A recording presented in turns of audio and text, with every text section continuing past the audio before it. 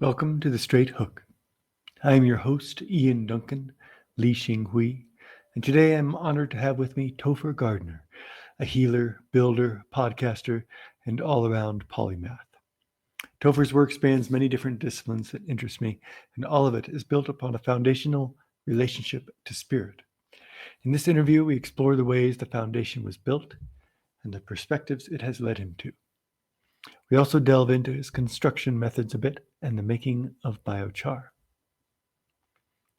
Please enjoy.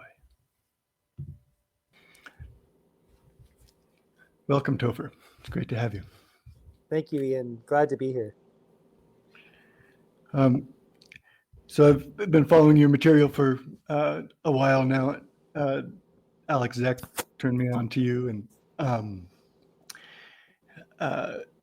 you get into and have some developed expertise in quite a few areas that I'm interested in, and I'm excited to delve into them today. But I'd love to approach all of these things from your experience with and relationship to spirit and or awakening.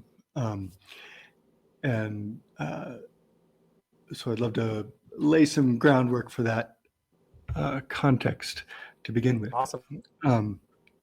So if you would tell us a little bit about your relationship to spirit in your early memories, in the family context, or just in childhood encounter, or either intellectually or directly. How did you first come to develop relationship, see spirit, spirit see you, these kinds of angles? I feel very fortunate. My family was very open to all different viewpoints when it came to spirituality. You know, they would have identified, my mom identified as a WASP, as a white Anglo-Saxon Protestant. Yep. But before I ever heard that term, in fact, the first time I heard her say that, it frightened me because I lived in South Florida and the wasps there were very aggressive and I was scared of them. So when she said, "We're wasps," I was like, it freaked me out. But I didn't like that whatever that is, that the way my little mind combined those two things wasn't good. Sure. Yeah. But even before that, I guess I had memories from being in the crib and looking out the window and seeing lightning. And where I grew up, there was really, really big lightning storms, like big lightning and thunderstorms. And I would just be mesmerized. And I was in a car. I think I was still in a car seat when the car got struck by lightning. And I never felt scared with lightning. And I had this dream when I was really, really little that God came down in a lightning bolt. And then there was an adversary to God. Now this could have been like, Star Wars, like, in the brain, that type of thing. It was that, like, I've always been very susceptible to the zeitgeist of the age. Sure. And just energetically, I'm wired to be sympathetic. And when I was a little kid, I was really wired that way. And so, but either way, I had this vision of this incredible battle between this blue lightning being and this red lightning being. And I was like, I just, the totality of me kind of just knew that this was sort of what life was about. Without like, I'm talking about like pre 4 years old. Sure. And then I had a near-death experience. I asphyxiated when I was 4 years old. And the other side was incredible. The other side. You have clear memories of that 4-year-old experience. I have total recall. Wow. Yeah. In a very weird way, that saved my life. Um, because I think my parents up at that point, because I was such a sympathetic child, I was taking on their abuse patterns towards each other. Sure. And that event, my sickness, really helped them kind of come into love with each other for a while, Yeah. which was a much healthier environment for me to be in. Yeah. Um, so I kind of have never had the fear of death because of that. Because when Interesting. I did die, you know, Sure. it was awesome. Like it was it was brilliant. I was like, oh man, like okay. So I Yeah. don't in my whole life, even though when I was a kid, I probably had a couple of death wishes or death hexes put on me because I couldn't really see a future past the age of 35. Huh. Even with that in my consciousness, I've never feared death. Right. And so that's sort of like what kind of had me asking the bigger questions when it came to spirituality. Just because when I would hear different theories and I would watch the behavior of certain religious people Sure. in my upbringing, they were so hypocritical and they were so obviously not coming from that energy that I experienced on the other side that Yeah. I was like the hypocrisy and the BS was very evident Yeah. to me, even as a little being, even as somebody that didn't have much life experience. Yeah. Yeah. And so, did that uh, early experience kind of sharpen your sword right from the beginning, or was it kind of lingering back there and forming your perspective, but not directing your life? No, when I was a little kid, I was a doofus. Yeah. No, but it wasn't informing. but I imagine that relationship to death effectively gives you a um, superpower in a way in your navigation of life's challenges. Yeah. I mean, I've never been reluctant to dive into the deep end, Yeah, you know, and I was kind of like, I won't say kind of, I was extremely just foolhardy. Like, um, and there were probably some other aspects of my consciousness that made me that way, but I, I was much more the type of being to ask for forgiveness and not permission, sure. you Yeah, know, and that served me extremely well. Plus, I had a lot of beings in my life that just were always like I had a grandmother. My mother's mother was extremely loving and very, very open with me when it came to matters of psychology and matters of what would be considered like extracurricular spirituality. sure. Um, my parents were both like, you know, they were open. My dad could see like very subtle energies. My mother could see them too. So they were both very open. You know, I was growing up in the '80s, so they never ever put any fear in me for or any guilt around perceiving things differently. Yeah, They would ask a lot of questions and they would allow me to kind of explore consciousness. Like they would allow me to like go there without there being like a hard stop and saying don't do this or this is evil or there was like none of that in my house. yeah, yeah. That's a big support. I remember for me, kind of breaking down the strictly materialist orientation, or maybe that kind of external structure that I was still within uh, intellectually. It wasn't until late 20s, early 30s or something when I started doing a lot of Neigong, Qigong practice, and then those experiences necessitate breaking down what you thought you knew. But to start with that, and I definitely am aware of the kind of advantage I think that I'm passing on to my kids of just having that be understood as part of the human relationship to the world. So I hear that as a strong beginning. Yes. Yeah.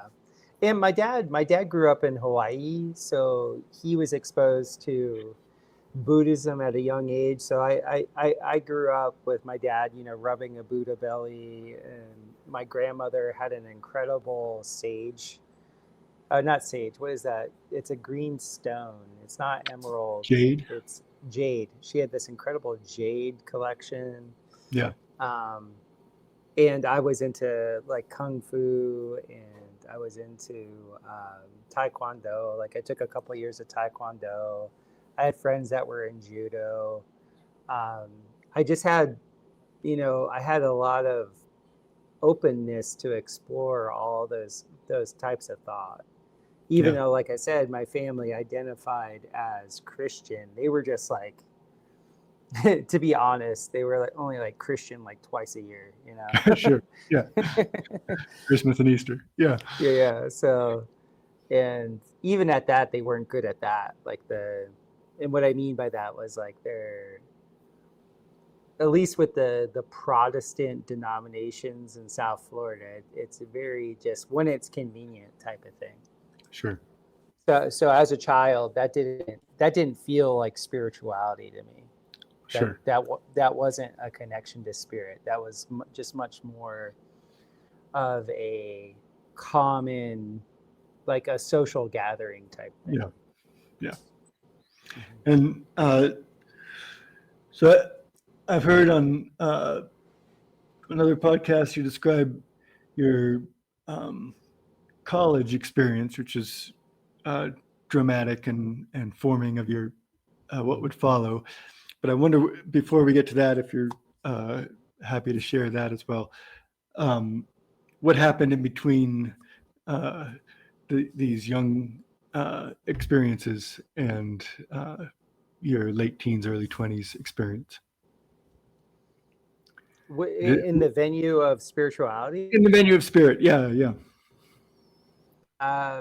Well, I guess the most dramatic thing that happened to me before I got to college, I was a pretty deep athlete in high school. I had very early success, and that kind of set the stage for kind of what I knew I was going to be a scholarship athlete and those things. Yeah. And then I got jumped in high school, and I got knocked out. Somebody hit me in the back of the head with a metal pipe, Well, and I got a very severe concussion. And back then, this was 1992, and they didn't really deal with concussions correctly back then. sure. Yeah. And with me, it was a severe grade 2 concussion. So like I was in a neck brace, all these different things, and I had heard speech for about 6 months, and I was depressed. Like Yeah. but I didn't know it, because you only know what you know. You don't know what you don't know. Yeah.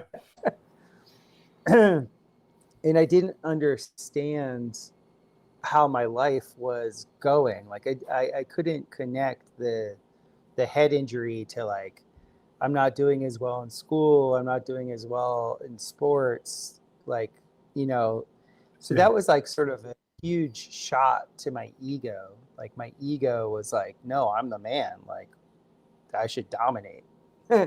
So that was a good developmental thing for me to go through that. Sure. To go through that little mini depression. And then I cycled out of that. I got healthy, and then I ended up doing extremely well and getting the scholarship and all the things that go along with being a college athlete. And then I suffered the other side of the coin of depression of now that I have everything, why does life still suck? Sure. Right. it's it's so like, by that time I was 20. I literally had like every, at least like the guys I grew up with, I had like every young man's dream. you Sure. know my school was paid for. I got plenty of attention by the opposite sex. I had so many doors and opportunities being opened for me. I was performing very well at my craft, and yet I was I was like, this sucks. Yeah. Like internally, the energetics was that I was just a cog in a machine. Sure. And I try and explain that to young men. Like I try to explain that to people that still want a seat at the table. Is that like the table in the modern iteration of the world is a corporate table, and it will chew you up. Like it's only there to like devour you. Sure. And I was, nothing ever changed the fact that I was still a sympathetic being. Like, Sure. I was Yeah. still that young boy that could feel and see energies and things like that, but it was just in a tougher veneer. Sure. And so I went through a serious depression, and it was great, um, because during that depression, I gave up all control. I literally, I I had a, what at the time I thought it was a born again moment, um, but looking back at it, it was just me surrendering control. Yeah. Like I surrendered control, and I was once again put into the full field of grace, Yeah. which was what I felt when my body passed when I was a little guy. Yeah. And so that was wonderful, because from that point, then I was still in the performance venue. Right. Oh, can you see me? Like the thing just, oh, there we go. Yeah. I can I still just, see you. Yeah. just a second. Um, yeah, so that, oh, you just checked out too. It's been continuous for me. I'm not sure. Um, Okay. yeah. I have full bars. I actually went to a local cafe so I could have good bars for this interview. Um, the, yeah, then in my junior year in college, I was literally like hands off the wheel, and I had a wonderful season.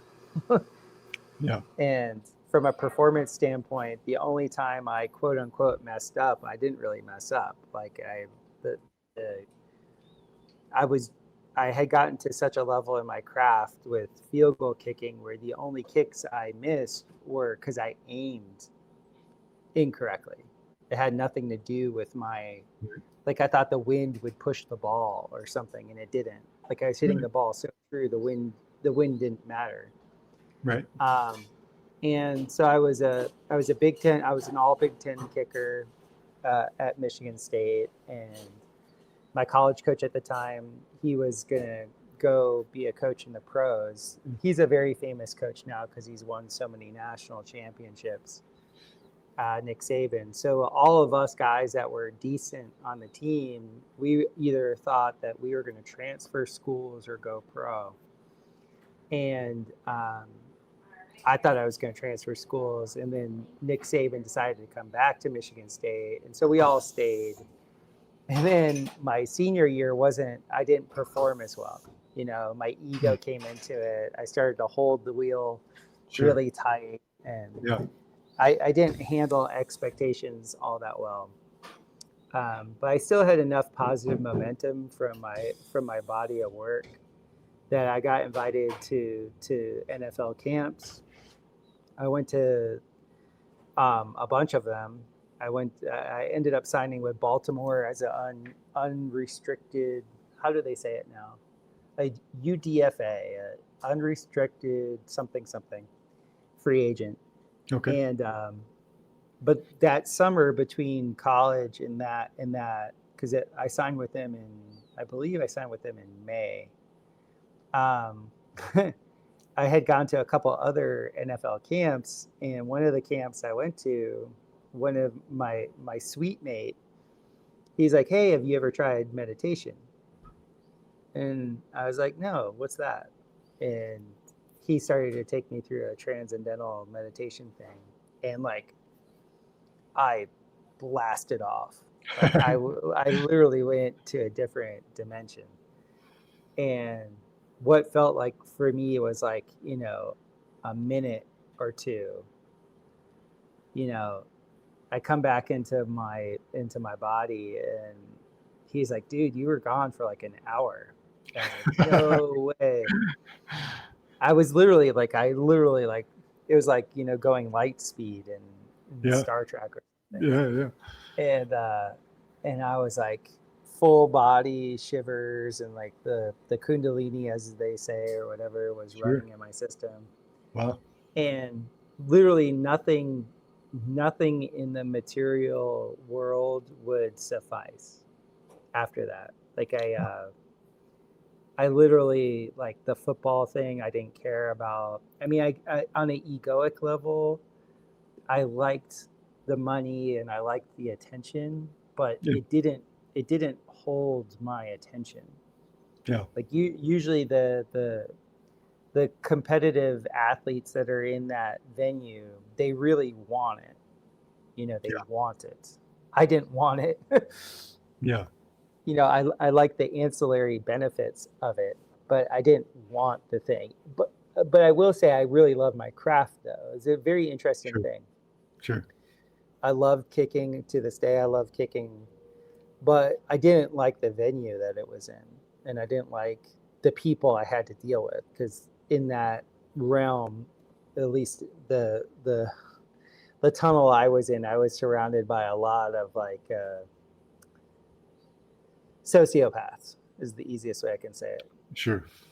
And I never stopped being sensitive. So I wasn't like one of these people that couldn't that could just like, unless I was in a game situation. In game situations, I was really good at like turning off all the outside noise. Yeah. But in everyday life, and having to deal with people and having to work for people that I didn't respect, that was never going to be in the cards. So yeah, that's what led me into my early 20s. And then I ended up going to an ashram and um, learning more. I guess you would say it was the core tenets of Vedanta Advaita. Uh-huh. The ashram was based around Ramana Maharshi, Yeah. and he was asking the question, "Who am I?" Or at least that's what he was telling people. That's you know, ask who's asking. Sure. And that was a great way to put people in a loop where they wouldn't bother him. When I actually got to know him on a spiritual level, it became very evident that he just wanted to be left alone. Interesting. And Yeah. yeah, and people weren't listening to him, so he did the best that he could to kind of get them just to listen to themselves, so that they wouldn't be beggaring him so Yeah. much. Yeah. That's really interesting. It's really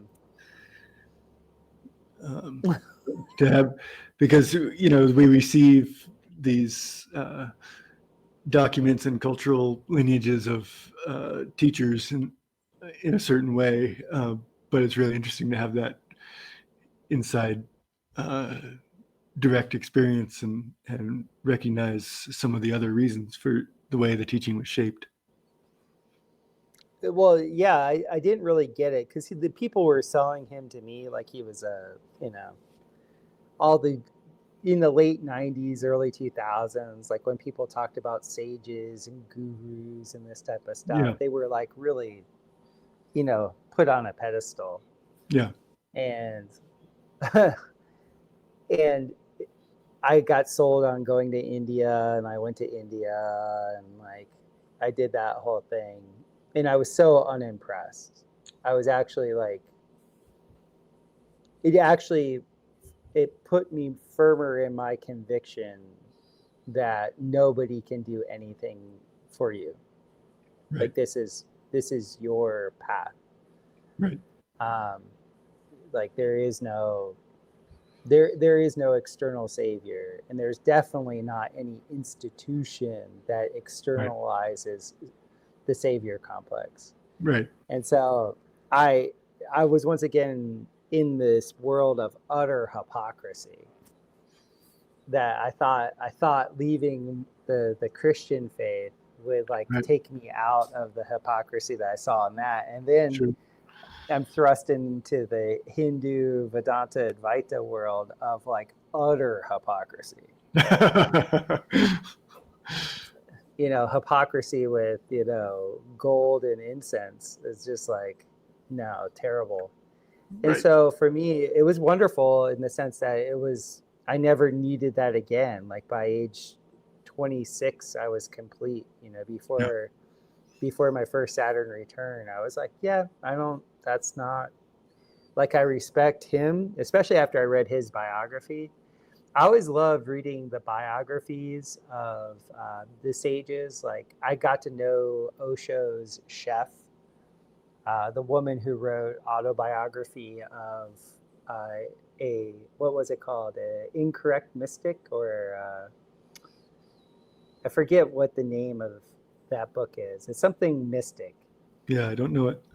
Yeah, and she was actually an assistant chef at the ashram that I was going to in North Carolina. Hmm. And in reading his book about himself and then her book about him, it was very obvious like what he was having to go through in dealing with so much attention. Ah. And as me, like, and I could internalize it because I was like essentially a celebrity at age 17, Sure. you know, Yeah.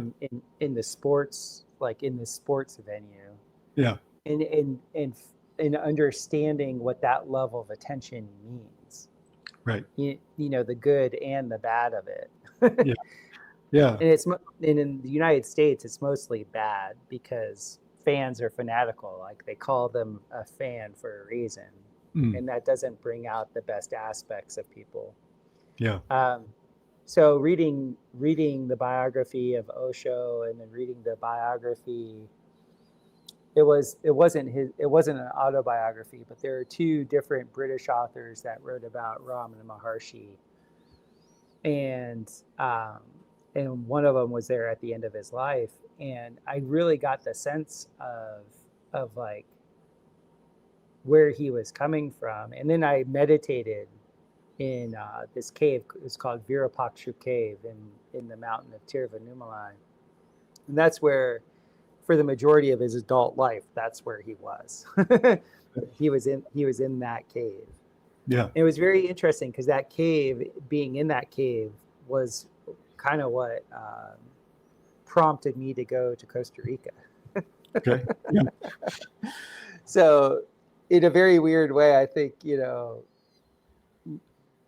my spirit guides, however you want to say it, my higher self, God, Sure. whatever that is, I don't pretend to know. That energy was like, okay, this stage of making everything etheric and subtle, now it has to get grounded. Interesting. And Yeah. and so that's what sent me to Costa Rica, and then that's, during my first Saturn return, and that grounded me. That literally grounded me. Like that literally got my hands in the dirt Yeah. in multiple different ways. They got me in touch with all the elemental energies and like Yeah. really getting me to, for the first time in my life, enjoy the body Yeah. and not be striving to get out of the body. Yeah. Yeah. Um, so were there either methods or transmissions in that ashram time and that Maharshi time that you practiced and were effective for you, or how did it affect the development of your inner experience, if at all? Yeah, there were plenty of different things that were extremely effective. I mean, I would say the most effective thing, and the thing I still use to this day, and now it's like very big in the world of, online um, people that are looking at schizophrenics, is looking at how much of our internal dialogue isn't ours. Mm. And Huh. so in Raja Yoga, because I would have to say most of the techniques that were being implemented in these ashrams that were dealing with Ramana Maharshi were from Raja Yoga. Okay. And and that is like the study of how to cultivate internal power. Okay. And so they liken focus to power. And problem with focus is a lot of times you'll have so much noise in your system, in the form of internal thoughts. Well, you Sure. think they're internal. Right. Let's just say thoughts Yep. that you're identifying with, Right. and those thoughts aren't yours. And as Ramana Maharshi said, there's only one problem, and it's identification. Mm. And so I would say, in really understanding the self-inquiry practice, when it wouldn't turn into like a negative feedback loop and you become solipsistic, because I did see that. Sure. I did Yeah. see, in fact, a really good friend of mine, he went through a psychotic break because he went completely solipsistic. And yeah, that was a traumatic thing at the time. Yeah. But if you don't get negative feedback loop and you actually understand that the awareness, your the of the things that you're aware of is prior to the things that you're aware of, and then that's actually the source. That's actually the being. There's Yeah. no searching in that. It just is. Yeah. And that's the core of a human being, Yeah. Um, that energy is prior to identification. Right. So when you find yourself identifying with things, you kind of put yourself, you're pigeonholing yourself. Right. Right. it, and now obviously, like, God put us in our body. Yeah. I'm a firm believer I didn't start myself. Like, Right. something didn't come from nothing. So that was another like real logical thing that I got from the Vedanta Advaita world. Was I was dealing with so many new age people in the late 90s and early 2000s that had zero logic, Right. and that helped sharpen my logic skills. Sure. Yeah. And so that was wonderful. Like, I Yeah. got introduced to the logical fallacies, gosh, close to 20 years ago. And like from that point on, I've just been wearing them out, Yeah. really trying to find the contradictions, um, and just grounding everything, like just totally, completely bringing it to the ground. Because the one thing that we cannot deny is that, you're there and I'm here. Like, we're here. Yeah. And so when you start from that point, and I can't deny that, I was given this form. I didn't choose this form.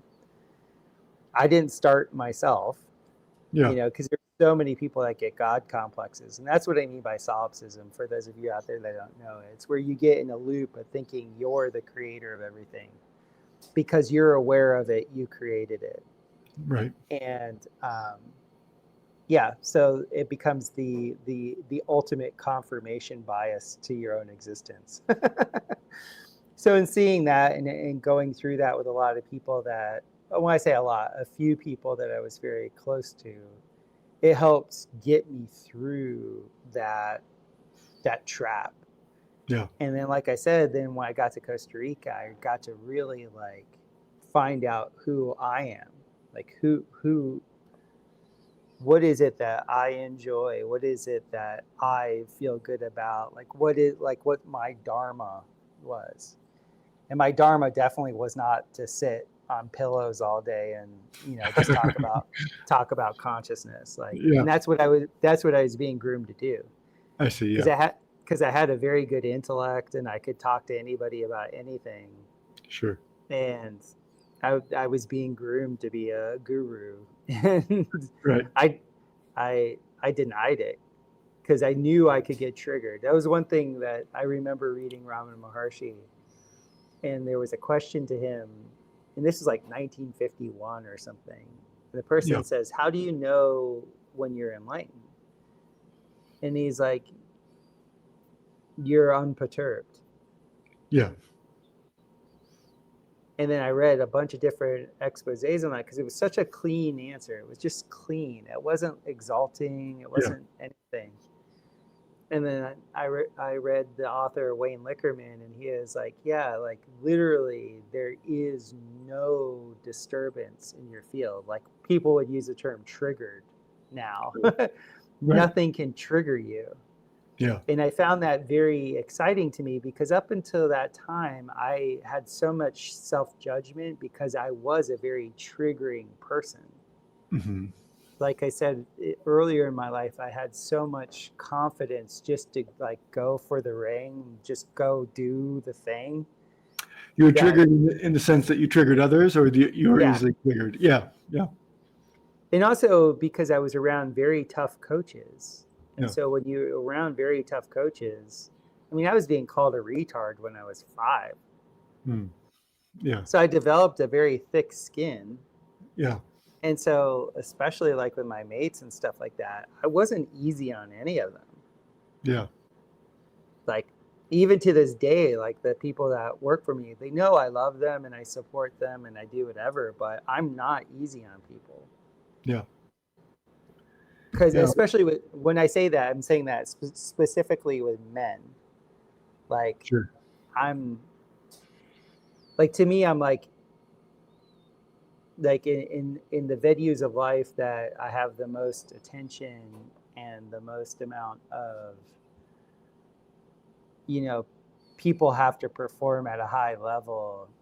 I'm dealing mainly with men, and the sure. younger men that are under me, I feel it was of a benefit to me to have coaches that really demanded a lot from me Yeah, and didn't sugarcoat things and didn't try and fluff me up, you know? yeah, And so that's sort of the way I am with the younger men in my life. yeah. Well, it's interesting. I think um, that kind of uh, combination of sympathy, empathy, and uh, kind of demanding of yourself, both from the inside and the world was demanding of you, that you've developed this thick skin and this uh, kind of strength to stand apart in this Mm-hmm. way, um, is highly supportive of um, seeing things as they are, developing uh, the ability to articulate things merely as you see them and not as are being shaped um, Yeah. by the culture or by a few peers or things like that. And I think that's essential for spiritual development, which by extension is essential to really to navigating the world skillfully. Yes. Yeah, Yeah. Yeah, it's kind of interesting because I'm now writing a bunch of articles for Substack, and the I was telling my wife this the other day. I'm like, warriors make the best healers, and that's a very ancient archetype. yeah, Is the warrior healer, and now why is that? It's because in both instances you get to neutral by fully going through what's in front of you. right, right, What people have a tendency to think is neutral is middle. It is not the middle. right. Interesting. That's not what neutral is. You Right. only get to neutral by fully facing something. So in the healing arts, because I've been a myofascial release expert for, well, now I just feel like I've reached expertise level, but I've been doing it professionally for over 25 years. Uh-huh. Um, there's an interesting phenomenon that occurs when you're in sympathy with another body and you can actually fully witness what is actually happening for that person. In just the full witnessing of it, it resolves. Mm. Now, if you go in with the intention that I'm going to fix this, or I'm going to do this, or I'm going to make this move, or do this leverage, or whatever, Sure. there's a resistance to what actually is. And therefore, that condition, you might help it a little bit, but it stays. Right. And this goes all the way back to Vedanta Advaita. Like when you actually just stand and just shut the F up and just witness fully what something is, nothing stands the light of your awareness. Right. Yeah. Nothing, like at all. Yeah. And that was very significant for me in my cranial sacral training, was that like the most profound healings happen with the least amount being done. Mm. And so I started to say, like, this is like bearing witness for God. Like you're just like, you're literally in the presence of this complete hands-on healing moment without doing anything. Yeah. Because it's not about the doing, it's about the being. Yeah. And so that's like, in one of our scriptures, there's the line, the wondrous pattern reveals itself. right. Feels like it fits what you're saying here. And so in a treatment moment or sort of companionship moment, maybe with a client that you're describing, what does that look like when you see the pattern? Like, is it a knowing? Is it a color? Is it how does that appear to you? It's different with different people, different venues. It has a lot to do with the person's awareness of their own body. Because a lot of times when you get into sympathetic resonance with somebody, you start to see things as they see it. Yeah. And a lot of people have they call it body dysmorphia. In fact, I think 9% of people have body dysmorphia, that they don't have the correct, they're not seeing them physical body as it is. Oh, interesting. And Yeah. and so a lot of times I have to wade through that noise because it's noise. Yeah.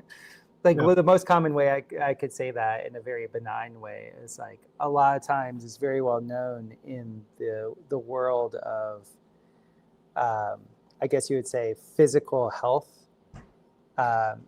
If you ask somebody what's wrong with them, they'll tell you the symptom side of things, thinking that the symptom side of things is the cause of it. Right.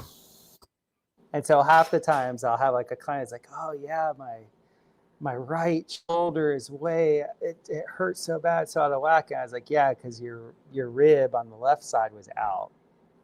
And Right. that had to be, and so I use this line all the time, that your body is a system of redundant compensatory mechanisms.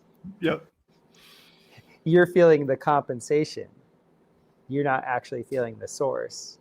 Right. And so it's up to people like me that can find the source of it and bear witness to it. Yeah. And just be with that, and then it resolves. Right. Where allopathic medicine is like, oh, your right shoulder sore, let's give you pain medication. Let put this, Tiger Balm on your right shoulder. Like, Yeah. let's just deal with the symptom. Yeah. So, yeah, this is a little bit different. This is actually it's 180 degrees different. Right. And so sometimes in some of these cases, you're identifying kind of a structural body Mhm. source of Yeah, a different manifest symptom that they don't realize is related. And by either noticing it yourself or naming it to them or some combination, it's resolving kind of in that light of truth in a sense. Uh, exactly. I, I recently, I guess it was my last podcast I did with Dr. Moshe, and his, um, method and orientation of dialogue uh, strikes me as, the psychological version of this structural integration. This bringing it to light simply resolves. His V's dialogue is Yeah. incredible. I have to say, when I can't get there, like that, in fact, I had a huge pattern that was repeating for me that my ego hid from me very, very well. And he helped me get through it. We did a V's dialogue, and I was with him for like an hour and 45 minutes. He went way over his normal time. And he was a master at showing where the squid ink was being sprayed and like what I was avoiding. Well, And, yeah, and we got there, and I had a total recall of this very intricate happening. It like so vivid that I could now bear witness for it in my adult consciousness, yeah. and it resolved. I mean, Wow, I was crippled. wow. I was literally crippled because this was the third iteration of this coming through, Hmm. and I hadn't learned I had not learned that the pattern was false, because the one thing I really appreciate about Moshe and what he really nailed for me was disease is just having an believing a lie. Right. it's it's believing a lie about yourself. Yeah, And like I had a double lie that was patterned in my body, in my structure. yeah, And it would show itself every 12 years, like here it is, here it is, here it is. yeah. And this last time it came up, I mean, it literally, I had a I don't have scoliosis, but like what people would call scoliosis. I had this massive thing, and I had a doctor tell me I needed 500 days in bed. Like, and yeah, I worked with him, and we got there. It was intense, and it rectified. The whole system rectified. Beautiful. Yeah. Yeah. Well, I wonder if, as you're describing that, it strikes me that the um, somehow that language applies to a lot of your other intellectual uh, pursuits, wonderings, resolving these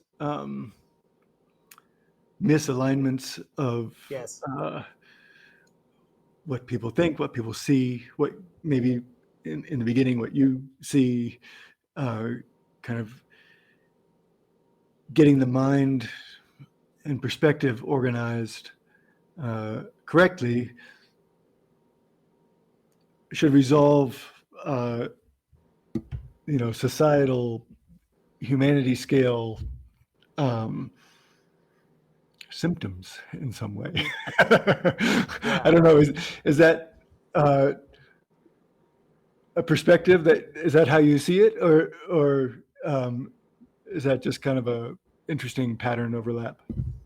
No, it totally is. I mean, Okay, yeah, I had heard this before, and then I got to live it. And Raman yeah, Maharshi used to say it. He used to say, wherever you go, there you are. And he yeah, was saying it within the context of like, you think you can outrun your problems, or you think the grass is greener over there. And right, I had moved to India. The grass wasn't greener over there. I had moved to, Central America. The grass wasn't greener over there. I had moved to Central Europe. The grass wasn't greener over there. Sure. Like wherever I moved, there I am. Yeah. Yeah. You know. And then I had another near-death experience from a sickness. I got an infection in India in my ear, Hmm. and it was brutally painful to the point where I was asking for death. Well. Like I had, I had, let's just say, extracurricular fluids coming out of all orifices of my body, and I was in extreme pain. And because I knew death would be a reprieve, like I'd already gone through that portal, Yeah. I was inviting it. Yeah. I was like, I don't need to be here. Let's go. And Yeah. what was so neat about that death experience was I I like all the pain and all the noise and all the stuff was going on. And then I think, by the way, when I'm saying this in retrospect. This wasn't in real time that I was having this conscious thought. Okay. In real time, I was just having the experience. Yeah. I got to the point of pure sponsorship of awareness. In that sponsor was so overjoyed that anything, and hence everything, was happening. It did not care. It was utterly in love and full of so much exuberant joy that this was happening. Yeah. Now, it's not a personal thing. It wasn't that the sickness had driven me to this thing and that was what it was excited about. No. It was like literally like on a millisecond level, if not even more granular. Anything that happens, God is like, yes. Right. It's 100% exuberant, yes. Yeah. And once I touched that, it was like, now all the things that the body was going through didn't matter. Well. It was like, Yeah. oh, and then the problem of identification was eliminated at that point, Interesting. because at that point I wasn't identifying with this pain as being my pain, Yeah. or this turmoil as being my turmoil. The I, me, mine had Yeah. been completely obliterated. Yeah. And then as like within 2 days, I was back to being completely healthy and normal once that I touched that point. Yeah. And so that was a very different like death experience than the death experience I experienced as a kid. Because when I was a kid, I had my personality was the same. Yeah. It wasn't like I learned anything. All I learned as a little kid being in the other side was, oh, there's no pain on this side. Yeah. And oh, it's just like complete love and like liquid love, I called it. Like Interesting. totally immersion. Yeah. But this other one was like, no. This is you as you are, sin identification. Right. And whew. And then that was like literally when my life started. Wow. And that Yeah. happened during my Saturn return. That was like I got to meet the Grim Reaper, and it was a really good thing. Yeah. Yeah. That's interesting. I've had analogous experiences, but less emphatically, less dramatically. But I had a near-death experience in which the that the realm and the sort of beings that were keeping me company in that realm were very gentle and nourishing and loving, but it didn't have this kind of clear impact and realization that you're describing. So it's interesting. But I'm pointing out here, we live on the border of the wilderness here, some big mountains, and right out the back gate. And so I spend time out there, and I'm in Taos, New Mexico, or north of it, and the light here is pretty special and Mm-hmm. gives kind of some immediacy, and access on is sort of consistently available in this way. And kind of out there, I have that feeling that you're describing in a sort of gentler, pervasive way.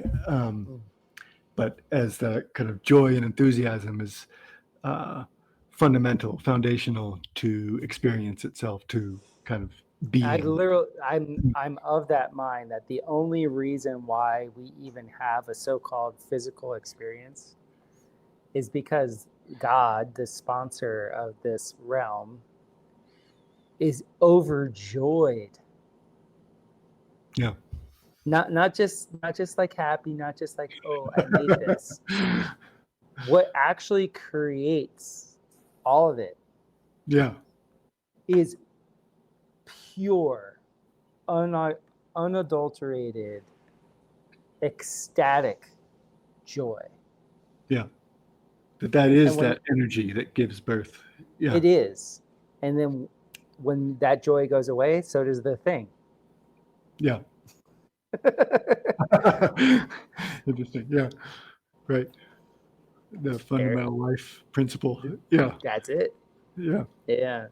And this is the thing I try, because I deal with a lot of depressed people, and people go through phases of depression. Like I really never label people with any sense of permanence. Sure. I'm always telling them, like, you can only, like Taoist principles, I'll say you can only you can't step in the same river twice. Like all those things are really true. And I'm like, you're going through a phase of depression. Yeah. Every wave has a peak and a trough. There is this.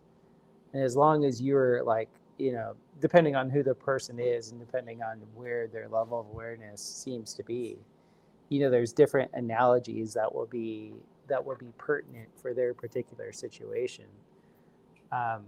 But it's just like these phases, even the phase of like a misery or the phase of depression or the phase of listlessness or apathy, God even loves those. Yeah.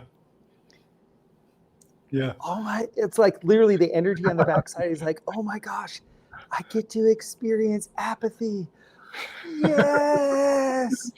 Like, Yeah. it's just like, oh my God, I get to experience godlessness. Yeah. Like everything. Yeah. And like a lot of people have a hard time swallowing that one. Yeah. Well, I think it's hard to sort of just hear it and then make it your truth.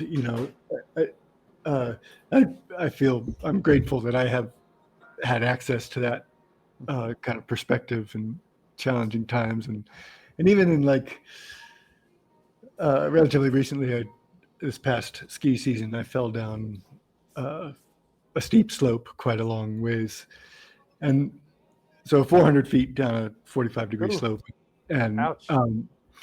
but the kind of experience of that processing during the fall had these elements in these ways that are just kind of like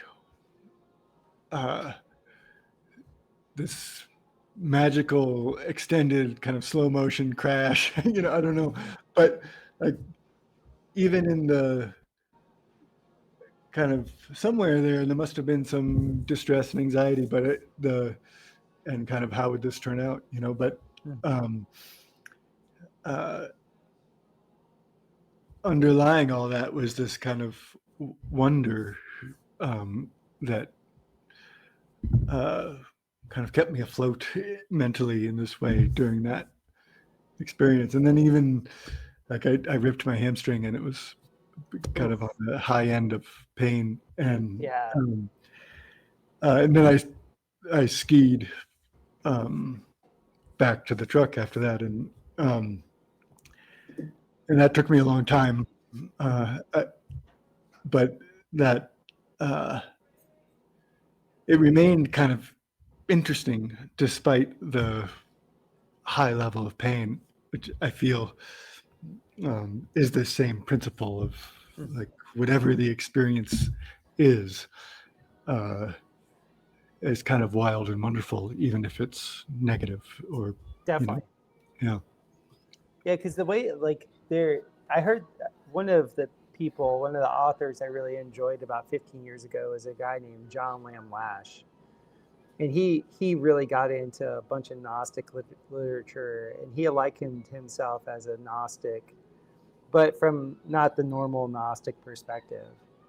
And his whole take, when it came to God, I lost my train of thought of why I brought John Lamb Lash up, because there are so many different points that he made that's pertinent to this.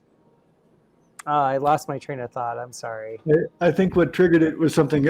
I mean, if I just let in again, I was saying that in spite of the pain and challenge, it was kind of a wild and wonderful experience. No, gosh, it was something so specific to him specifically. It will come to me.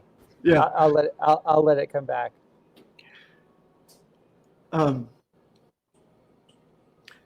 So in your, I wonder, maybe you don't think of it as a separate thing, but I was going to say, do you have a framework for your spiritual perspective at this point? Whether it's a version of mystical Christianity, or if it's non-duality, or something else. Well, I think those two go together really nicely. Yeah. Yeah, I have a cosmology, and I feel very complete. I started a podcast again a couple years ago just so I could talk to people I found innovative and free thinking, and ask them about their cosmology. And that's called the Biocharisma podcast. And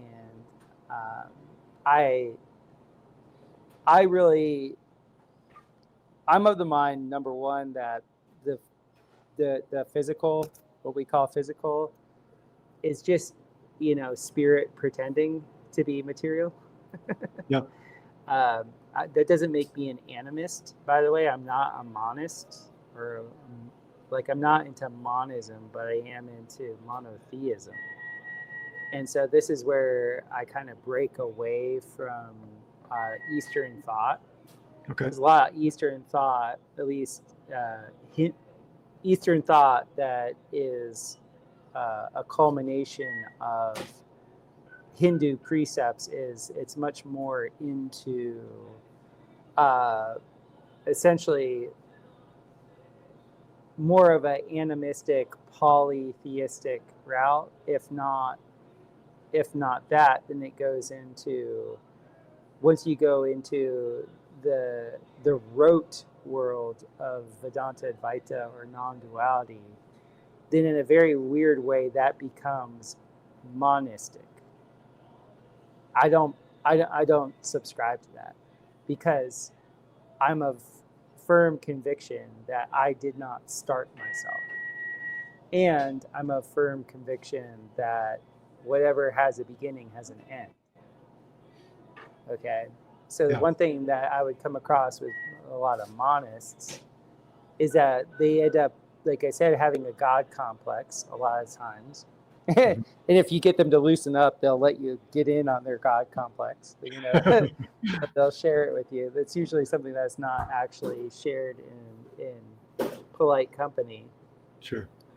And to the one of them, they're like, God is everything. I'm not of that mind. This is where Christianity has a soft spot in my heart. This is a created realm. And in this created realm, we are created beings that are in this created realm. Okay. Now, yes, there is an aspect of us that is eternal, but that's not the us that we talk about. Sure. Yeah. Like the Ian Duncan or the Christopher Gardner, the part of us that's eternal isn't that. The part that makes for the narrative. That's why I wanted to talk about John Lamb Lash, was the narrative aspect. He said this, and the second he said this, it rang so true, is that humans are narrative-based beings. Yeah. Meaning we're the story. The story is what captivates the human. And this is Right. so true. And so when it comes to the different things that people get addicted to, when it comes to their condition, it's the story around their condition. Yeah. And the job of the healer or the job of the practitioner is to, like, in psychology terms, they call it, give it a pause break. Yeah. Interrupt the story long enough for the reality of the situation to come into play. Right. Because Which is people just hold another story, because right? people hold on to their stories like you would not believe. Yeah. And so, and usually those stories, I'm not saying always, usually those stories are based around traumas. Right. You know, and misery loves company. So the trauma cycle creates a thread of misery, and that misery intertwines more and more and more misery. Right. And it's actually the energetic tether that keeps us in this plane of existence. So where I'm at in consciousness is, in my cosmology, is that Christ, especially the figure of Jesus Christ, he knew this. He was like, he had 100% realization that I'm in this world and I'm not of it. Sure. And neither are you. And that energetic pattern was so clean and so clear that it was a huge threat, because misery loves company. You know, Gubermente, control the mind. You cannot have people be fearless of death. You can't have people looking forward to death. Right. I mean, if you want to believe any of the World War II narrative in the South Pacific Ocean, if you want to believe any of that narrative, the kamikazes were a real pain. They were a real problem. Sure. They were a real problem because they were willing to give up their life, like, fully, with joy, to accomplish the mission. So relatively few zero pilots did massive damage, Right. because they were fearless in, well, who's to say whether or not they were fearless? The resultant of what their action was is like they were willing to die, right? Yeah. Well, you know, Gubermente doesn't like that. Right. You know, you got to have people in lockstep, and they have to be afraid to die, and they have to have that misery sink to this plane of inertia. Right. And I believe we're in the plane of inertia, and it's like, it acts like an energetic envelope, you know, and it's where spirit slows down enough to become matter. Yeah. And we get to play, we get to enjoy time in this realm. But in enjoying time, we also have to deal with consequence, both good and bad. Because even when you have a string of good things occurring, all of that ends, which creates its own level of pain and loss and stuff like that.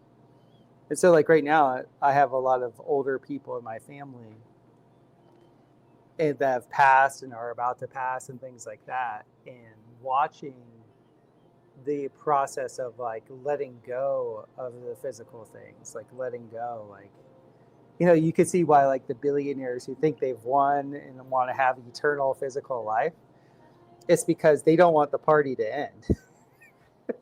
You know, they're like, we got it good. Let's, like, ensure this cryogenic thing so I can live forever, you know? Yeah.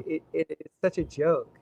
So my cosmology is such that there's Christ.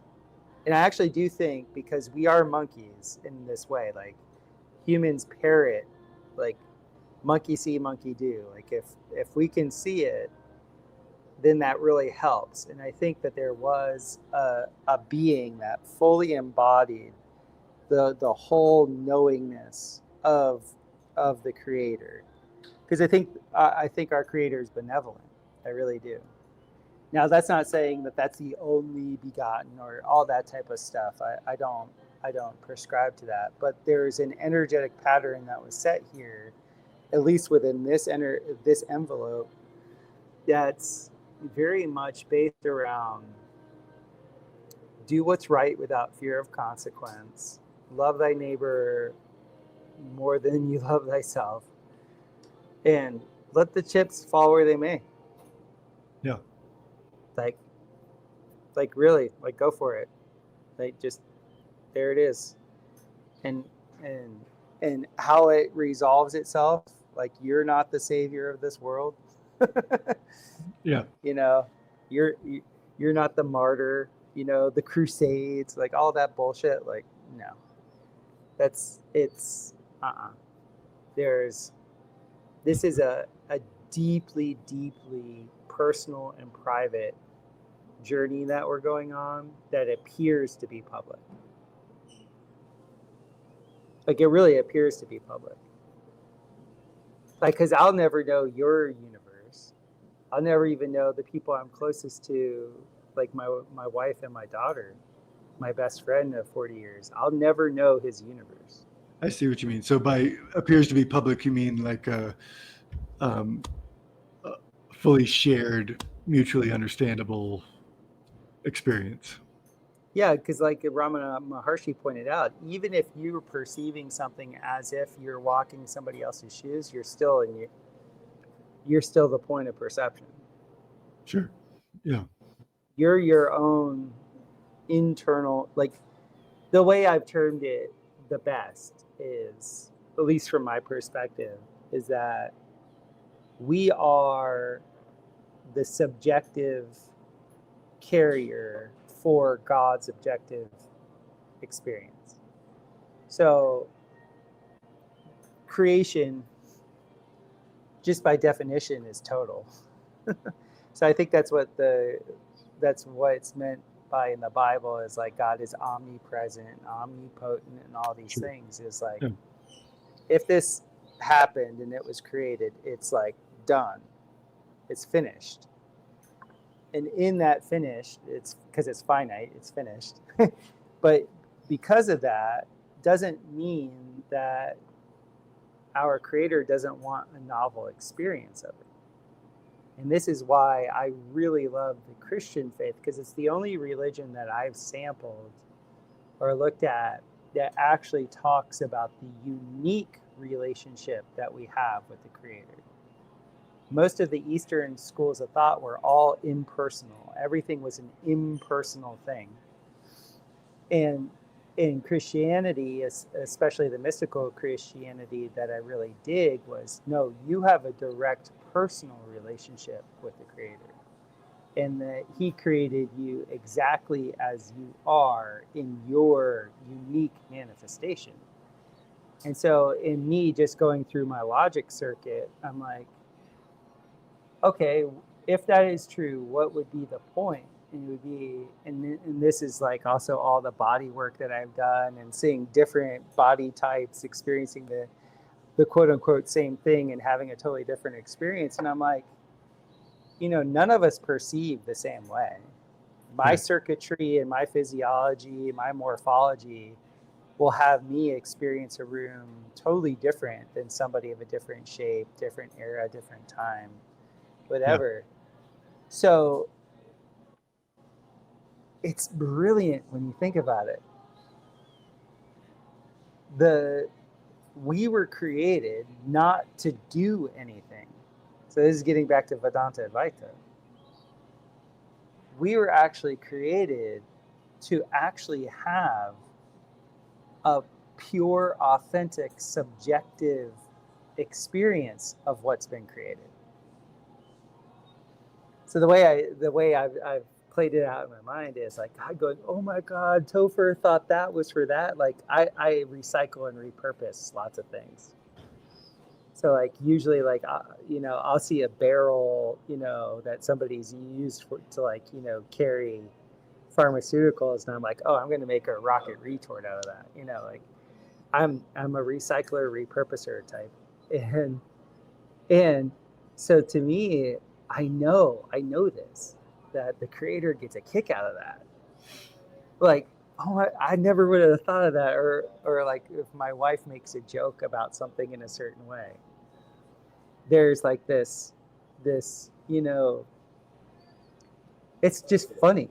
It's like it's just a different way of perceiving what is already done.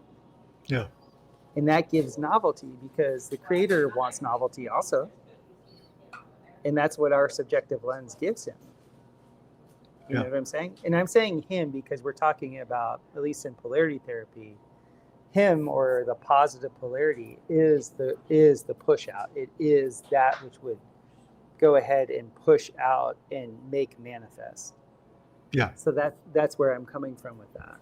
Yeah, it fits the yang and heaven principle in the Taoist tradition. Exactly. Yeah. Exactly. Mm-hmm. Yeah.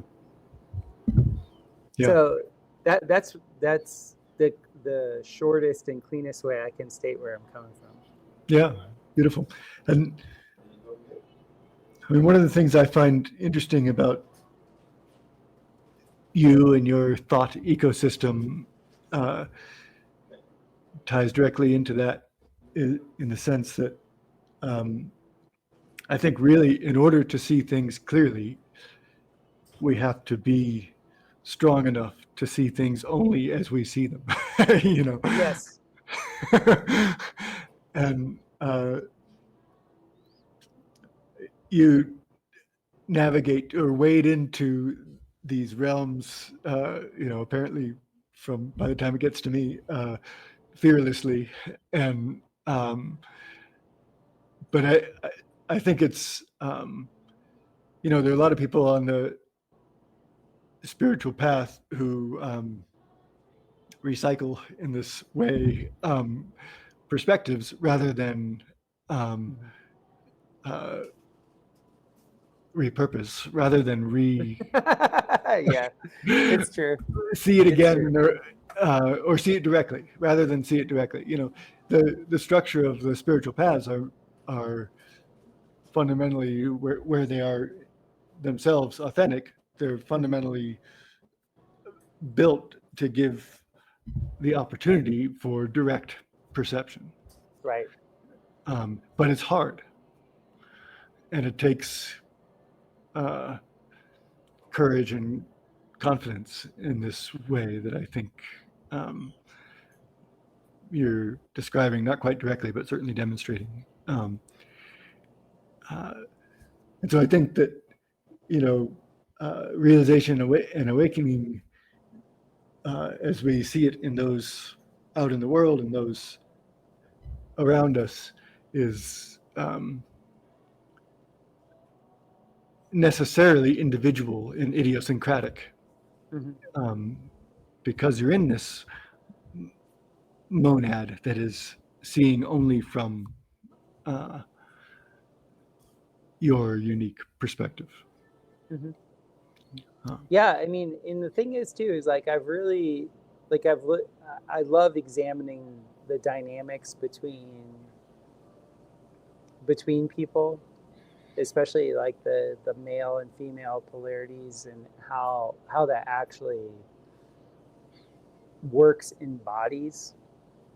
Like once again, I'm trying to ground everything out through the actual plane of inertia, like actually through physical experience, because I do think God allows us to understand him. Like I'm not one of these people that thinks you have to go to like a frickin' mystery school to know, like I think that's all like, remnants of a bygone era. Because in my life, if I've ever asked for anything earnestly, he has given. It's given. Yeah. And all the people in my realm it's the same for them. Yeah. And that's why I lean on Jesus saying, like, it's better to be red hot or like ice cold, but don't be lukewarm. It's literally that way. Like, you're either all in or you're not. Sure. And like, for those people that have been all in my consciousness, like certain people, like I had a friend of mine that became a professional basketball player as a white guy, and nobody in his family was over 6 foot tall, but he was obsessed with it, and he grew to be a 6'6". Yeah. Yeah. Now, there's so many, like, that's just like one, that's just a blatant example Sure. of just like I was obsessed with Porsche 959s in 1988. I could tell you everything about the Porsche 959. I did what now people call I made this poster out of everything Porsche, and I did I had like the Popular Mechanics article cutouts, and like I knew everything. Wouldn't you know, at the prep school that I was going to, the girl that I had the biggest crush on, her father was from South Africa, and he wasn't going to listen to those pesky, emissions people in the United States, and he shipped in a 959 illegally. He had the first Porsche 959 in the United States, and for like 2 months I'd been talking to him about the Porsche, and I was a middle school kid, just being like, and of course the girl wanted nothing to do with me. She was into like the teenage boys that were in high school. Right. Didn't matter. But I was so exuberant about this thing that was on my mind. And then I literally get to probably be the first 12-year-old in the United States in a Porsche 959. Yep. Like, in the world, like, the statistical probabilities of those things they're just not like. Now, that joy, that just like 100% I'm in, is a corollary to God creating this place. God's like, I'm all in. Yes. Sunglasses. Yes. Toothpicks. Right.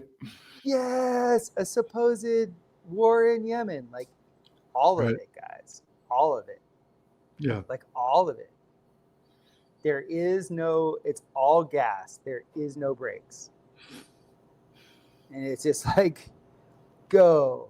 And there's a corollary, like when that ends up showing up in us little bimodal subjective experiencers. Hey, we get to have a very, very unique and personal loop current with the Creator. Yeah. So, do you think of like those correlations that appear to be causation in terms of devotion, singular purpose, manifestation? When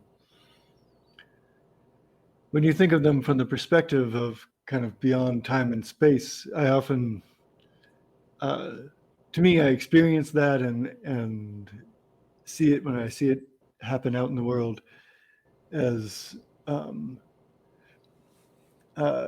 less causation and more the appearance of the pattern at different parts of the structure. So like your infatuation with the 959 as simply part of that same pattern that already, in a sense, had yielded that future encounter with it in person. I don't know if I explained myself well, but I think I don't know exactly what you were saying, but I think I get the gist of it. Um, so I'm not like I just watched this show called Devs. Have you ever heard of it? I haven't. I heard you mention it, but I haven't looked it up. Yeah. So it came out in 2020. It only lasted one season, and it's essentially about a supercomputer that can create. It creates a probabilistic projection of both future and past. Okay. And the notion of the show is once you can know one thing, you can know all things forever and ever. Right. And the people that are engineering this, it's literally Pandora's box. It's a box within a box within a box. It's a hypercube. The show is excellent just for the mind aspect of it. I don't agree with the logic. In fact, the show kind of poo-poos the deterministic way of looking at things. So it sparked a really good conversation with my wife and I, because you hear a lot now the term NPC, like a non-player character. And a lot of people claim that NPCs don't have souls. I don't believe that. But I do believe there are people that don't have choice. And those people that don't have choice are living a determined throughput line. And I don't think that's every lifetime either. I think that some lifetimes, depending on the trauma cycle of that continuity that we call a soul, that soul just needs to bear witness for a lifetime and not add or take away. Like, let's just say not be additive to the system per se. Yeah. And then I also think everything's under the sun. Like, then I also do think there are actually just beings that do have a soul, but are just meant to be determined. Like, everything for them is determined. Yeah. There's only one choice that can be had from the perspective that I share with my wife. And that's the choice of, am I in this world and of the world, or am I not? Yeah. There's only one choice. The body is going to do, like Ramana Maharshi said this all the time. And he said it 1,000 different ways. And this is how I know he was annoyed. He's like, the body and the mind are going to do what the body and the mind are going to do, regardless of what you think. He's like, if God wants something to happen, try as you might for it not to happen, it's going to happen. And if God doesn't want something to happen, try as you might for it to happen, it's not going to happen. Meaning, he kept telling people in different ways, God is in control, like one way or another. Yeah. Like you got to let go of the reins. And that's what I saw in pro sports. That's what I saw with all the high performers. At one point, I think I had 12 CEOs that I was doing body work on. And to the one of them, they all knew when they were at their highest functioning capacity, they weren't doing it. Yeah. The martial artists that I know, whenever they landed the perfect contact, or they evaded perfectly, or did whatever, to the one of them, they knew when they performed perfectly, they were not doing it. Yeah. My own consciousness, when this thing does something at the highest level, I'm not doing it. Yeah. And so, to me, it begs the question, when I'm not doing it, everything seems to go along swimmingly. Yeah, exactly. In fact, better than I could ever, perform. per Yeah. se. Hey, all right. And so for me, that's why I like the synchromistic way of being, because to me that is ultimate faith. I Yeah. read a book in the early 2000s called Vagabonding, and I love the book Vagabonding because the author uh, said that there was this term in France. They called it the irrational flaneur, the person who is led by their nose. Mm. And the whole notion was let life, Yeah. like let let it move through you instead of you trying to be, oh, I'm going to do this at this time, I'm going to do this at this time, and my 5-year plan leads to my 10-year plan, and this. Yeah. All the people I know that have lived like that are absolutely miserable Yeah. Yeah. because in their We've own got, way they're trying to get it. They're getting a seat at the table, but there isn't. we call it cloud wandering, which, uh, Yeah. and of course, doing, non-doing. Uh, Mm-hmm. those two concepts capture that in a sense. Uh, one of the ways we articulate kind of existence coming into being out of non-being is as a cloud gathering in the sky, and so we also drift like that cloud, to take new shapes like that cloud. Mm-hmm. Um, we are when we wear cloud socks, we are grounded. Our feet are on the ground of the cloud. Um, so we both in the tradition and in myself, think about it in the same way. Yeah. Mm-hmm. Yeah, that's a great way of saying it. Um, well, I'd love to, if you have time to continue for a bit, I'd love to talk about building. Go Um, for it. Yeah, ask uh, away.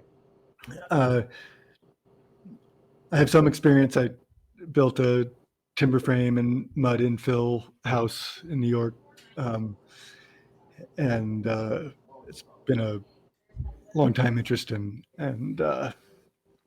so I'm excited by and interested in your domes, Mm-hmm. and uh, I wonder if you could tell us a little bit about uh, what's different about the um, structure and method um, of compared to say a strict geodesic dome or um, Buckminster Fuller dome, and well, let's start there. What's different about uh, the um, the skeleton of your domes, the shape of your domes, Mm-hmm. and uh, the material of the wall in your domes? Okay, so the domes that I build are based off a Japanese mathematician's thesis. So I call them the Japanese star domes, and Okay. the way they differ from a Buckminster Fuller buckyball, or most people call those geodesic domes. Or geodesic domes are comprised of lots of little triangles, Yeah. depending on the frequency range, meaning the curvature. The higher the curvature, the higher the frequency range. They Okay. have lots of different triangle shapes. So I had built a couple of those and I didn't like them because, especially when you frame those with wood, your joints go bad. Because wood, the way domes work in general, or any building, is you'll have heating and cooling stresses. Like one side of the building will heat up while the other side stays cool, and vice versa as the sun Yeah. tracks in the sky. And the joinery that it takes to do wooden geodesic domes, the joints where those points, those triangles come together, you'd have a lot of failure. And then the metal geodesic domes that I saw, which I had built in the tropics, they looked just like jungle gyms. Yeah. And the triangles that they weren't aesthetically pleasing to me. And I liked the practicality of being able to build a dome is, but those enough for me. So I went to school in Hesperia, California, at Cal Earth University to learn the beehive dome construction, which is super adobe, and the super adobe stands for it's they call it flexible form rammed earth construction, because I was originally just an earth builder, but I wanted to do domes, but I wanted to do them in the tropics. And so I built a bunch of these in the tropics, and they were just way too heavy for the ground. You move so much earth that it's just like you end up with like a 40-ton, 300 square foot building. It's like, it makes no sense. Right. And I was like trying to be somewhat sensitive to the environment around the structures, and hauling that much weight of material just was irresponsible. So I married the Japanese Star Dome with the Super Adobe, where now I just do Super Adobe at the bottom of my domes. Okay. I usually, for the stem wall, and the Yeah. stem wall is just the purely vertical element that's a cylinder that brings you up to your spring line. And the spring line is where the curvature starts. Okay. And I found that this was a perfect marriage between having your mass low in your building and then having perfect mechanical strength that was light above. Yeah. And the Japanese Star Dome is elegant because you have 15 struts that are the same length, and you overlay them in the phi ratio. And then you pop it up like a tent. When you say overlay them in the phi ratio, their connection point is 0.618 from one end or something, or Yeah, how's that? like when you see a pentagon is 3 phi ratio triangles that are connected. Okay. Yeah. So what you do is you actually create a pentagon on the ground at certain pickup points, and you push that up, and then you create a secondary pentagon that picks that up, and then a tertiary one that picks that up. Yeah. And so when you look at the domes, it looks like there's all this stuff going everywhere. It's all symmetrical, but it's literally only 15 pieces of bar metal that are overlapped. So each of those subparts that you just described would be um, uh, kind of a kind of a soccer ball, like a section of a soccer It ball. looks exactly like the old school soccer balls. Oh, okay. Yeah. Yeah. Yeah, because if you go onto my Instagram page or my YouTube, I have plenty of pictures of the chassis of these things, and then when they're completed with ferro cement and all the rest of it. But the elegance in these is you'll never have a failure of a joint, because all the pickup points are overlapped, and so it's built much more like a bridge is built. The way they build bridges is they'll put metal under tension and then freeze the tension in concrete. And that's exactly the way my domes are done. I put everything under tension. These bows are bowed, so technically they're under tension. Sure. And then I freeze that in concrete. So what's the material of that skeleton? It's metal. Depending on this, I use flat bar. I use 3/16-inch flat bar, either 3 or 4 inch wide flat bar. And they're bolted or welded in that shape? I bolt and weld. Okay. I don't mess around. Yeah. Yeah. And then this is, we might be getting into detail of it. Might lose my audience a little bit, but I'm interested. So while I have you, so then how do you get the ferro cement, right? How do you get that? I don't know. Is it 6, 12? How thick is it? Oh, the ferro cement's only an inch. Oh. That's what makes ferro cement. Technically, your metal is equal in weight to your aggregate. Oh. So I'll have an armature of 3 different types of metal woven and attached, and it's just like doing lath. I don't know if you've ever done the lath type of work, but I just have a specific ratio of cement to sand to clay, and that's what I push through all that metal. And because there's so much metal that's intertwined in it, it's considered concrete because concrete is technically cement with an aggregate with a mechanical element to it. Ferro cement should be called ferro concrete because it's literally, ferro means metal, Yeah. ferrous is like iron, and so you have iron essentially as your main aggregate in the concrete. So, so the metal structure, the skeleton that you described, is a dense enough weave cullet to serve as the lath for just uh, putting the ferro cement directly on. Well, we push everything from inside out. So we take our Okay. mix and we push out, so it gives us a textured, you know, uh, canvas to work on the next day. So one day Yeah. we'll do the entire inside, and then the next day we'll go over the top of that on the outside. Yeah. And now that I'm up in the Ozarks of Missouri, we put our exterior on top of that is something called aircrete. Yeah. And this is where the name of my company comes from, which is Coral Domes, is that aircrete is just essentially just like it's man-made coral. It's where instead of putting sand in cement or putting rock in sand in cement, we put bubbles. Yeah. And they're very fine. They're almost like champagne bubbles. And you put that bubble in the cement and it creates an insulative cement. Yeah. So that aircrete goes over the ferro concrete, and you end up having about a 4-inch thick wall. But because we have a double convex curve, that 4 inches is more than strong enough. And Yeah. then the very exterior sheathing is a substance called geopolymer, Okay. and they're fireproof.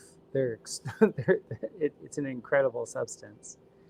It's something that's very, very strong, especially when it's applied to a surface that isn't flat.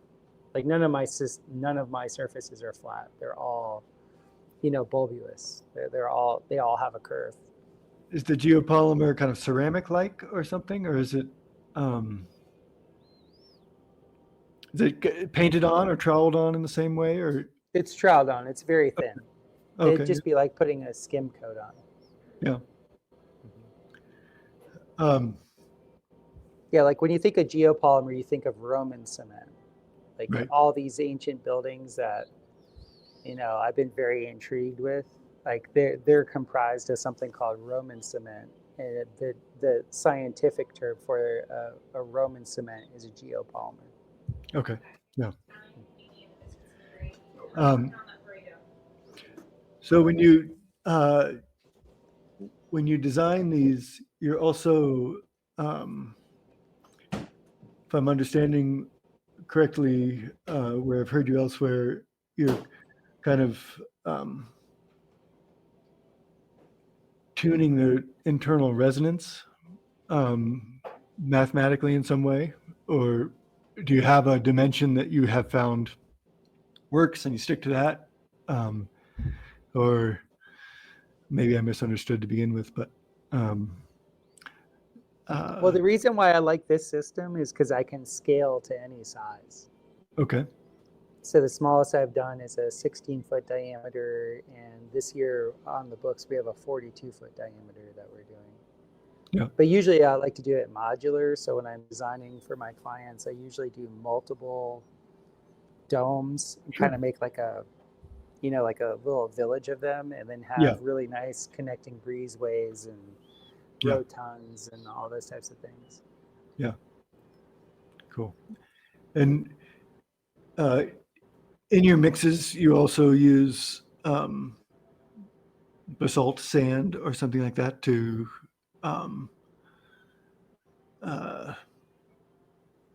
help with both the positive magnetic properties and the dispersal or reflection of negative EMF in some way. Do I understand that correctly? No, No. for that process, I use biochar. Okay. I thought you used volcanic. Um, I'll use that depending on that's a budgetary thing because it's expensive. oh, okay. To get basalt. Any of the basalt products have to be shipped in, and that's expensive. So if I have a I see. client that wants to like completely EMF shield, then that's just a totally different price bracket because I then see. you can't do it half-ass. If like you're gonna do that, you have to do it within the structure, within the grounding, within the windows and doors, and those are all higher ticket items. Right. Like that essentially doubles the cost of the structure. Sure. So where I'm first getting to with my clients is just I have a feeling like these wildfires and things like that, and these let's just call it aggressive climate change, is Yeah. I just want to get people in structures where they'll be confident, like if a tornado rips through their farm, they're not going to die, Yeah. or if they're in an area where there's like really bad, or there's the chance for forest fires and things like that, or excuse me, wildfires. Yeah. That's the new term. Um, like these structures, like if you put a geopolymer on the outside, it's fireproof, like 100% fireproof. Like Well. Yeah. you could take a blowtorch to your building for an hour, and there's nothing to ignite. Yeah. So that's a big difference. Is like I started building these down in an area of the world that had a ton of earthquakes because these shapes are very resistant to earthquakes. And now the demand is such that it's not just earthquakes that you really have to worry about. It's a lot of other stuff. So um, just getting the crews up to snuff here, where we can essentially supply the demand Yeah. for a structure that will actually handle some of the craziness that's on the horizon. Yeah. So the beehive shape is this is like the upper part of an egg, if I Mm-hmm. understand correctly. Yep. Do you do you do anything in the construction to kind of activate the lower part of the egg in that form, or is it sort of energetically implied in some way? Um, like, do Well, you I haven't built a beehive dome, gosh, and when was the last time I built one? A full beehive dome I haven't done since 2009. Okay, so you're Yeah. working with more the half I'm sphere. the hemisphere, yeah, the Yeah, hemisphere dome shape. Yeah, yeah, the beehive domes, like I said. I mean, I had one all scheduled to go in 2021 or 2022 in Costa Rica, but then they changed the laws, so my client couldn't go through with it because there was no way that it would be approved. yeah, Because the way we build those is we don't build them with an approved building product because you're using earth. yeah, And in the past, the way that the permitting worked down there was if you were building with a non-building material, then it wasn't a building, so you could do whatever you want. right, And they changed the law saying, well, if you have any covered space at all, it's a building. right, And if it's a building, you need a permit. Well, you have to build with the building material that we approve of. right. And so that nixed that project. I did have one that we were gonna go for, and like because of the change of the laws, we couldn't do it. Yeah, I see. So the beehive ones um, are in fact super Adobe, and the ones you're working with now are the process that you described with the um, skeleton and the various layers of the different concretes. Oh yeah. Like if Yeah, I was in your area, if I was up in Taos, if I was in the high desert, I would definitely do super Adobe. yeah, But the biggest you can go with the super Adobe is only 20-foot diameter. Yeah.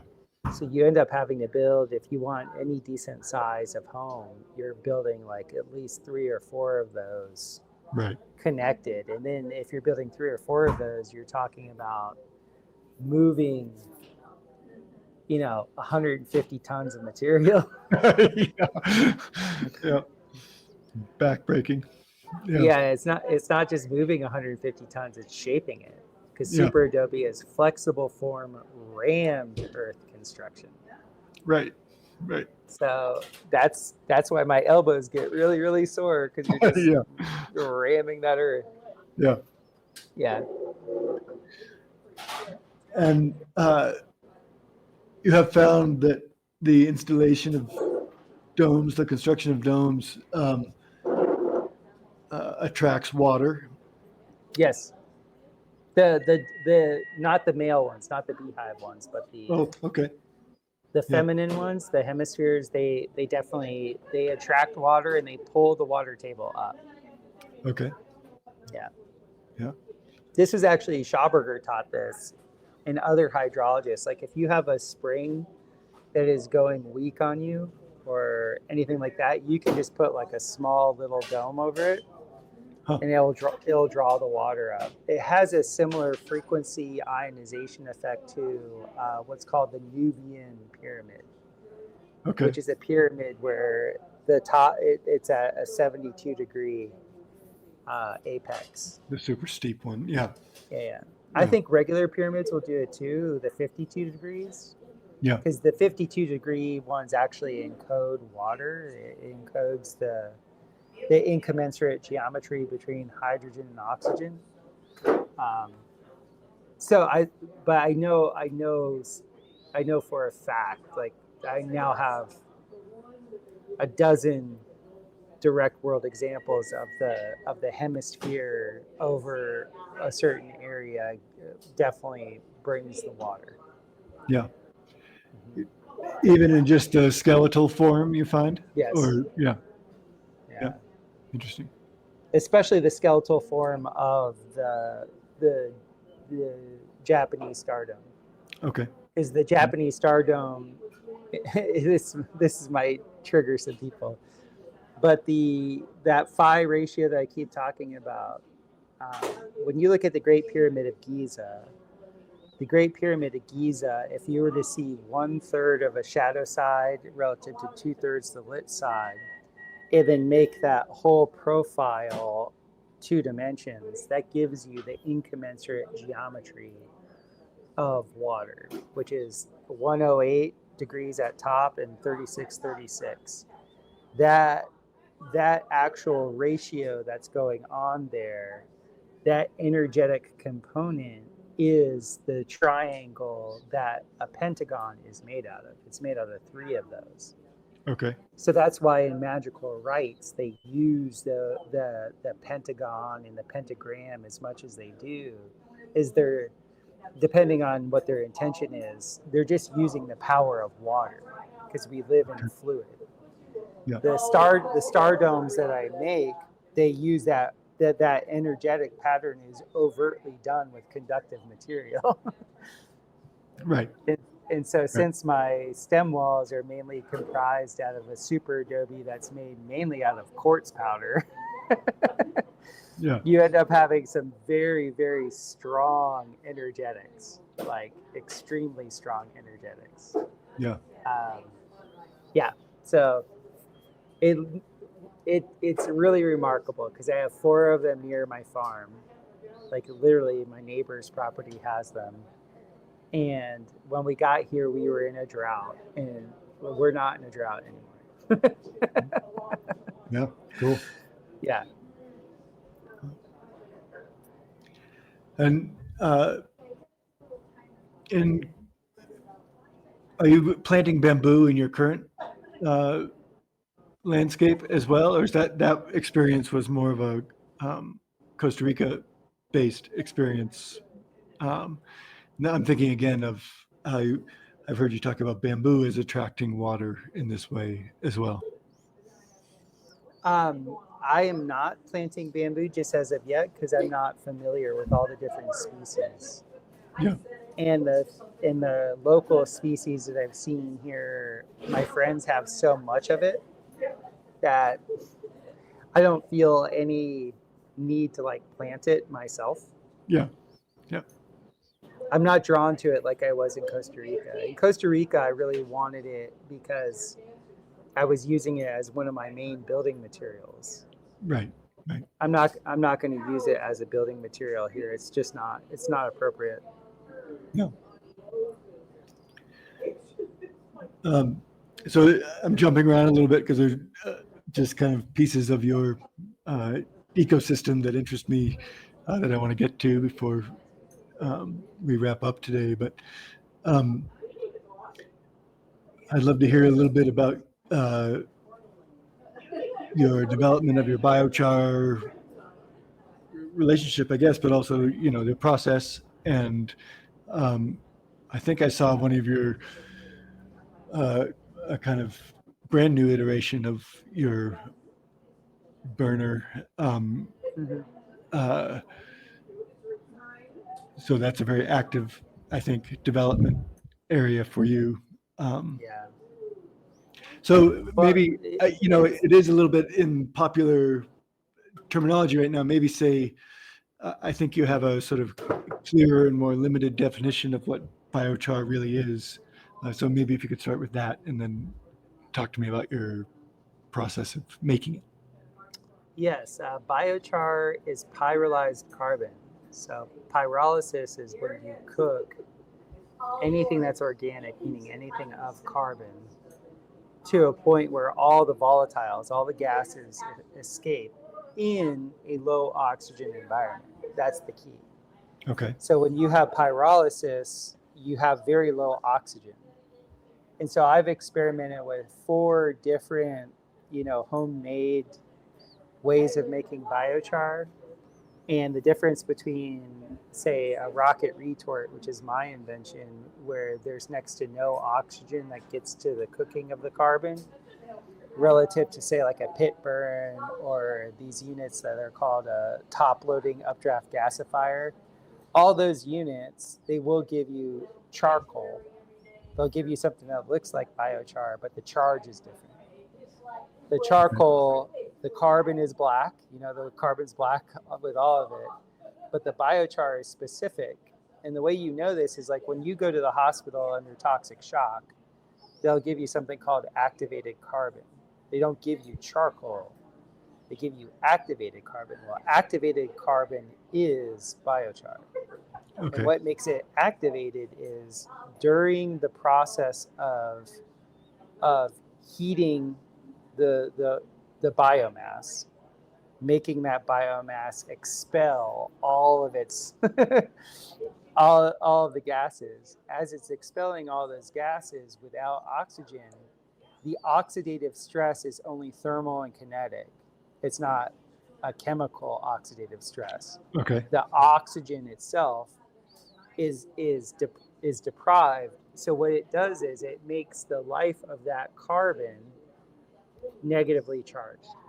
And so Okay. this is great. And the reason why it helps your body alleviate toxicity when you go to the hospital and you take this activated carbon is all the free radicals or toxins that you would have in your GI tract are positively charged. So you throw this negatively charged stuff in there and it attracts all the bad stuff and it pulls it out of your system. I see. Yeah. Yeah.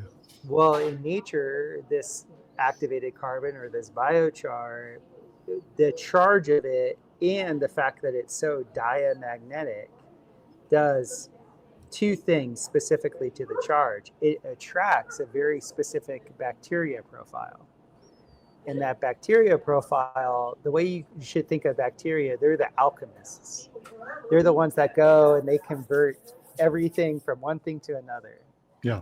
And when you invite the good alchemists, they're converting everything that your soil needs from whatever the constituents are around it Okay. into what Yeah. the plant needs. And then if you give that certain mycelium, which is like different, people know mycelium as like mushrooms or funguses. The fungus then acts as like the internet for the soil. So it's constantly communicating back and forth, and then it acts also as the transport chain for what these little alchemists are doing, Yeah. the Yeah. bacteria are doing. And then you get this really homogeneous, like wonderful, Eileen McCusick uses the term syntropy.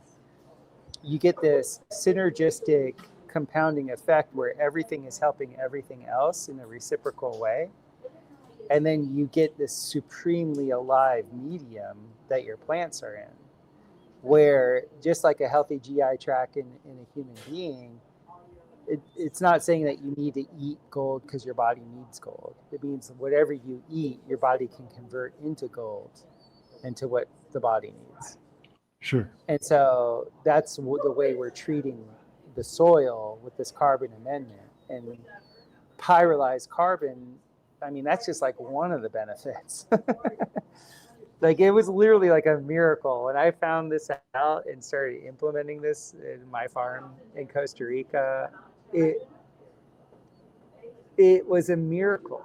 Like I can't emphasize what my grove of fruit trees was, where it was at to what it went to once I started implementing biochar. And so since then I'm just like, oh my God. And then I started getting in that world of making it just for myself.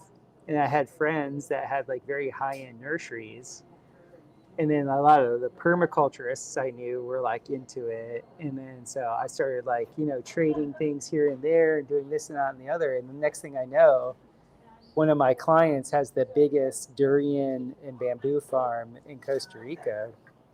And he's talking to engineers that are using biochar and EM in their concrete. And I'm like, what? And so I got to hang out with these absolute maverick engineers from Germany. This is what I'm talking about. It's the whole 959 thing again. Yeah, totally. I'm Yeah. literally like working with a group of guys that are like, okay, we're going to take half of our sand aggregate and get rid of it and replace it with biochar because from an electromagnetic acoustic vibration level, it cancels EMF. And we're going to build these pump houses out of it because Daniel wants his water to be pristine. Like, Yeah. and then we're going to forge the concrete by using effective microorganisms. What? Like, speak my language. Yeah, right. yeah, which those guys got from Japan. I had actually read about that in like 2006 because I had my first contractor that I hired in Costa Rica. He ran a permaculture farm, and he was using a lot of effective microorganisms. And I was like, "What's an effective microorganism?" And he was explaining it. He's like, yeah, and the Japanese use it a lot of times in their bridge building where they'll put the effective microorganisms in the cement. And because they're swimming in one direction, they polarize the cement. And that's what forging is. So they found that they could use a lot less cement. It's just like a forged rim can be very, very light because they're using so much less material. And so I was telling him for my build, I was like, let's put the EM in my slab. Let's do it, So this brought me all the way back 15 years later of like, okay, there's like really cool ways that you can imprint into what you're building intention. Yeah. And to me it's all signaling. Like you're consistently signaling the environment what your intent is. And when you signal it through action and through intelligence and through good motives, the results are pretty remarkable. Yeah. But what is an effective microorganism? Is it a particular kind of bacteria or something, or what does that mean? Effective microorganism, it's essentially a cultivated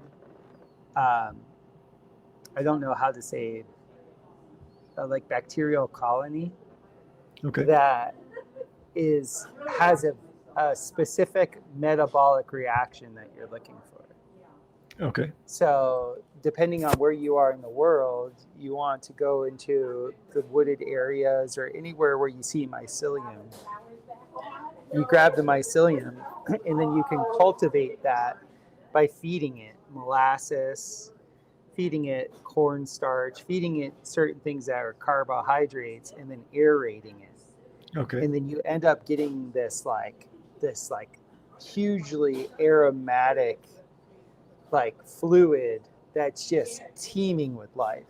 And Well, then yeah. we put that fluid over the biochar, Okay. and that will actually infuse the biochar. And biochar, one of its great, the pyrolyzed carbon, the activated carbon, however you want to say it, when you give it that meat, when you give it that colony, it explodes with life because uh, the carbon in and of itself is very porous, so it acts like the perfect condominium for the microorganisms. Yeah. It's just like anything. Like if you give like a really nice house in a nice neighborhood to a living organism, it's like, oh, I can reproduce. Let's go. Yeah. Yeah. Well, cool. Yeah. And here's another thing too about activated carbon that charcoal is not, is activated carbon stable. Because it didn't have oxidative stress of oxygen during its production. Yeah. It's actually very stable to oxygen-rich environments, so it doesn't break down. I It see. takes Yeah. it takes a very very long time to break down. And then what my last interview with Chris Winters, we were talking about paramagnetism and diamagnetism, and like the way you could think of diamagnetism is dying to magnetism. Like it doesn't like magnetism. Yeah. Well, that's another way of saying it doesn't like electrical fields. And so in Right. today's world, a big problem in our ground is that the ground is electrified. It's not actually ground anymore. Sure. Right. So if you put this in the ground, it protects the roots from all the extra noise. Because right now, all of the municipal electrical companies, they use the ground as the return now. Right. And so that's a lot of different frequencies that roots never had to deal with in the past. And so the cool thing about biochar is you could have very little bit of it in your soil mix, and it totally shields the roots from that extra noise in the ground. So, does the grounding of our electrical grid, even on the domestic scale, like we're on 11 acres here, a couple of structures, and those, of course, are grounded into the ground. Is it that kind of scale that's having impact, or is it more the power stations that are? It's the power stations. Eric Yeah. Dollard, I'm not like a long line electrician. Eric Dollard, I've probably listened to everything that he has online.